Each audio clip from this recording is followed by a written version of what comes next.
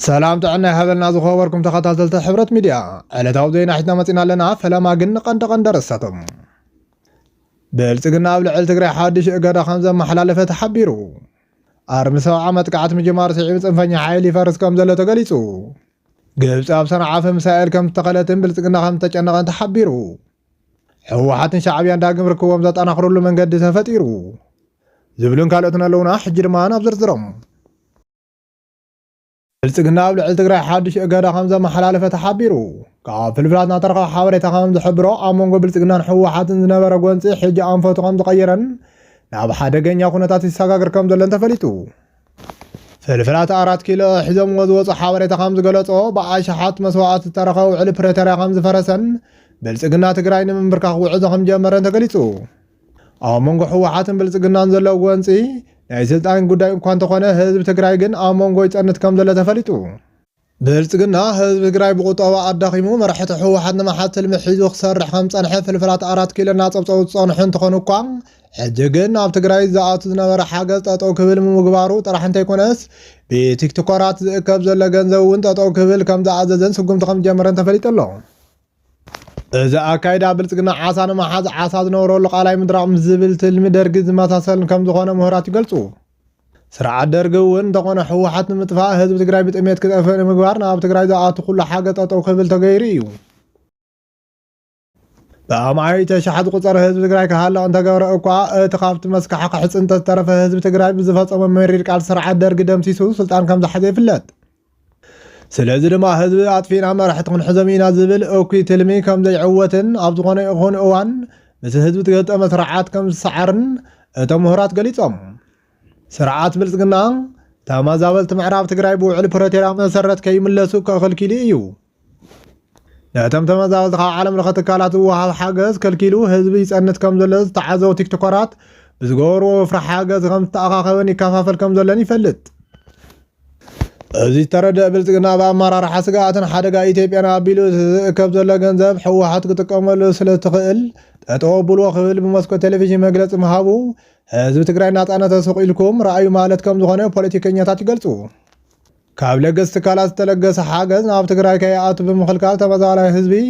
ኣብ 143 ማእኸላት ብጥሜት እናሞተ ብናይ ባዕሉ ዓቕሚ እውን ክትሕግዙ ኣይትኽእሉን ጠጠው ኣቢሉ ዝብል መግለፂ ምውፁ ካብ ናይ ሰብ ኣተሓሳስባ ዝረሓቐ ከም ዝኾነን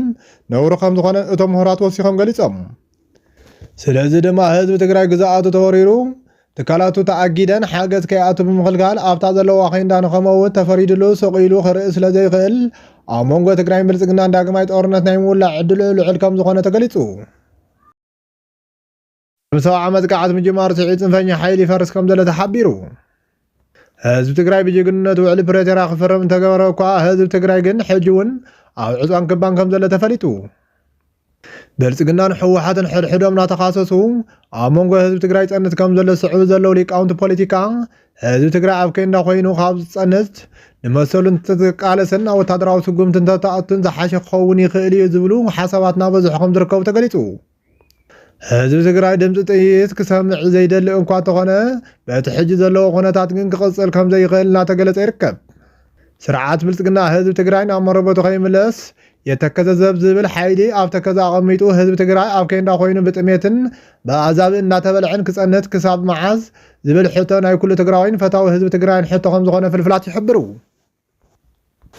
እዚ ከምዚ ኢሉ እናሃሎ ሕጂ ተረኸ ሓበሬታ ከም ዝገለጾ ኣርሚ 70 ዓመት ቃዓት ምጅማር ስዒት ጽንፈኛ ሓይሊ ይፈርስ ከም ዘሎ ተሓቢሩ ኣርሚ 70 ብጀነራል ምግባይ ሃይለ እትምራሕ ከም ዝኾነትን ዝፍለጥ እንትኸውን ቅድም ክብል እውን ኣብ ልዕሊ ጽንፈኛ ሓይልታት ብትወስዶ ዝነበረ ተደጋጋሚ መጥቃዕትን ጽንፈኛ ሓይልታት ኣምሓራ ክባታትኖም ከም ጸንሐ ክጽብጸብ ጸኒሑ እዩ እቲ ሕጂ ዝካየድ ዘሎ መጥቃዕት ግን ፍሉይ ከም ዝኾነን ጽንፈኛ ሓይልን ዓመታት ዝሃነፅዎ ድፍዓት ሓዲጎም ይሃድሙ ከም ዘለውን ተፈሊጡ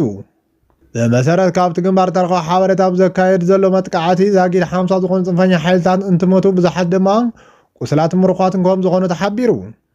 ካብ ፍልፍላት እናተረኸበ ሓበሬታ ከም ዝገለጸ እቲ ኣብ ምዕራብ ትግራይ ዘሎ ጽንፈኛ ሓይሊ ኣምሓራ ምስ ፋኖ ምንም ዓይነት ርክብ ከም ዘይብልን ናይ ስርዓት 4 ኪሎ ተለኣኺ ከም ዝኾነን ተገሊጹ ነዚ ስዒቡ ድማ ጀነራል ምግበይ በቲ ሓደ ወገን ምስ ኣብ ምዕራብ ትግራይ ዝርከቡ ጽንፈኛ ሓይልታት ኣምሓራ እናተዋግአ በቲ ካሊእ ወገን ድማ ንሓይልታት ፋኖ ይሕግዘሎ ተባሂሉ ክኽሰስ ከም ጸንሐ ይፍለጥ ብልጽግና ኣብ ልዕሊ ጀነራል ምግበይ ዘውፅኦ ክሲ ጀነራል ምግበይ ንሓይልታት ፋኖ ከም ዘሰልጠንን ብኣመራርሓ እውን ከም ዝሕግዝን ከም ዝገልጽ ይፈልጥ ብልጽግና ብመስኮት ቴሌቪዥን ኣብ ልዕሊ ጀነራል ምግበይ መግለፂ እኳ እንተውፅአ ጀነራል ምግበይ ምስ ፋኖ ዝገበሮ ርክብ ዝምልከት ክሳብ ሕጂ መረጋገፂ ከምዘይተረኸበ ተሓቢሩ። ግብፂ ኣብ ሰንዓፈ ሚሳኤል ከም ተኸለትን ብልጽግና ከም ተጨነቐን ተሓቢሩ። ስርዓት 4 ኪሎ ኣብ ልዕሊ ኤርትራ ወታደራዊ ስጉምቲ ብምውሳድ ወደብ ዓሰብ ኣካል ኢትዮጵያ ምግባር ጥራሕ እንተይኮነስ ስርዓት ህግደፍ ንምቕያር ምላዋቱ ከም ዘወደአ ክገልጽ ጸኒሑ እዩ። ይኾነ እምበር ኣብ ልዕሊ ኤርትራ ዝሓሰቦ ስጉምቲ በቲ ዝደለየ ፍጥነት ክኸደሎ ከም ዘይከኣለን ዕንቅፋት የጋጥሞ ከም ዘሎን ተሓቢሩ። ካብቶም ከበድቲ ዕንቅፋታት ድማ ሓደ መራሕቲ ሕወሓት ምስ ብልጽግና ተሰሊፉ ኣብ ልዕሊ ኤርትራ ወራር ዝፍጽም ሰራዊት የብላን ዝብል ተሪር መርገጽ መሓዞም ከም ዝኾነ ፍልፍላት ይሕብሩ። ብልጽግና ጌታቸው ረዳ ተጠቒሙ ሰራዊት ትግራይ ኣብ ጎኒ ሰራዊቱ ኣሰሊፉ ኣስመራ ንምቁፃር እንተሓሰበ እኳ ጌታቸው ረዳ ካብ ስልጣን ብምእላይ እቲ ትልሙ ክናዋሕ ከም ዝተገበረ ምስጢራዊ ፍልፍላት ይሕብሩ። ብልጽግና ኣብ ልዕሊ ኤርትራ ሓሲቡ ዝነበረ ወራር ክናዋሕ ብምግባር ዕውት ስራሕ ከም ዝሰርሕ ዝነገረሉ ስርዓት ህግደፍ ድማ ግዜ ስለ ዝረኸበ ዘድልዮ ኣፅዋርን ዘመናዊ ድሮናትን ከም ዘእተወን ወታደራዊ ዓቕሙ ከም ዘዕበየን ተፈሊጡ። ካብዚ ብተወሳኺ ስርዓት ህግደፍ ዝፈጠሮ ዲፕሎማሲ ስዑድ ዓረብ፣ ሱዳን፣ ግብፂ፣ ኢራን፣ ጅቡቲ ወዘተ ዝኣምሰላ ሃገራት ኣብ ጎኑ ክስለፋ ከም ዝገበረ ካብ ወታደራዊ ፍልፍላት እናተረኸበ ሓበሬታ ይገልጽ። ብፍላይ ግብፂ ድማ ኢትዮጵያ ናይ ምብታን ምድኻም ትልሚ ስለ ዘለዋ ምስ ኤርትራ ወታደራዊ ስምምዕነት ከም ተፈራረመት ወደብ ዓሰብ ንምልባዕ እውን ሓላፍነት ከም ዝወሰደትን ተፈሊጡ። ግብፂ ወደብ ዓሰብ ወደብ ጅቡትን ክተልምዕ ዝተፈራረመት ኢትዮጵያ ዘለዋ ትልሚ ክፍሽል ንምግባር ከም ዝኾነ ሊቃውንቲ ፖለቲካ ይገልጹ። ስለዚ ድማ ብልጽግና ወታደራቱን ኣብ ወደብ ዓሰብ ከም ዝዝምት እንተፈተነ እኳ ድሕሪ ሕጂ ዘጋጥሞ ጸረ መጥቃዕቲ ካብ ሰራዊት ኤርትራ ጥራሕ እንተይኮነስ ካብ ግብፂ እውን ከም ዝኾነ ፍልፍላት ይሕብሩ። ግብፂ ነቲ ዝሓሰበቶ ድሌታት ንምዕዋት ድማ ኣብ ኤርትራ ኣብ ዝተፈላለዩ ከባቢታት ሚሳኤል ከም ተኸለት ተሓቢሩ። ግብፂ ካብቶም ናይ ነዊሕ ርሕቐት ዝተኸለቶም ግዛእታት ኤርትራ ድማ ሰንዓፈ ሓንቲ ከም ዝኾነት እናተገለጸ ስለዚ ድማ ኣብ ልዕሊ ኤርትራ ዝነበሮ ትልሚ ግዜ እናወሰደ ብዝኸደ ቁጥሪ ስርዓት ህግደፍ ሓጋዝ እናረኸበን ቴክኖሎጂ እናወነን ይኸይድ ስለ ዘሎ ወደብ ዓሰብ ምውናን ዝብል ሕልሚ ብልጽግና ናይ ምዃን ዕድሉ እናቐነሰ ከም ዝኸይድ እቶም ተንተንቲ ገሊፆም። ብተመሳሳለ መንገዲ ስርዓት ብልጽግና ብዝወሰዶ ዘሎ ናይ እገዳ ስጉምቲ ኣብ ከቢድ ስቃይ ዝርከብ ህዝቢ ትግራይን ኣብ ከቢድ ናይ ምፍራስ ሓደጋ ዘላ ሕወሓትን ዘለዎ መማረፂ ኣብ ጎኒ ስርዓት ህግደፍ ምስላፍ ስለ ዝኾነ ብልጽግና ዝደለየ ቴክኖሎጂ ይወንን ስርዓት ህግደፍን ሕወሓትን ገጢምዎ ከሸንፍ ከም ዘይኽእል እናተገለጸ ይርከብ። ስለዚ ድማ ዘለዎ ቴክኖሎጂ ተኣማሚንን ኣብ ጎኒ ዘለዋ ሓያላት ሃገራት ተኣማሚንን ጸላእት ዘብዝሕ ዘሎ ስርዓት ብልጽግና በቲ ዘለዎ ቴክኖሎጂ ተጠቒሙ ትካላት ክዕኑ ዝኽእል እኳ እንተኾነ ትግራይ ይኹን ኤርትራ ግን ክቆጻጸር ከም ዘይኽእል ወታደራዊ ሊቃውንቲ ገሊፆም። ዜናታት ናይ ዝዕለት ነዚኦም መስሊ ነይሮም ስለምክታልኩ ነመስግን። ሰላም።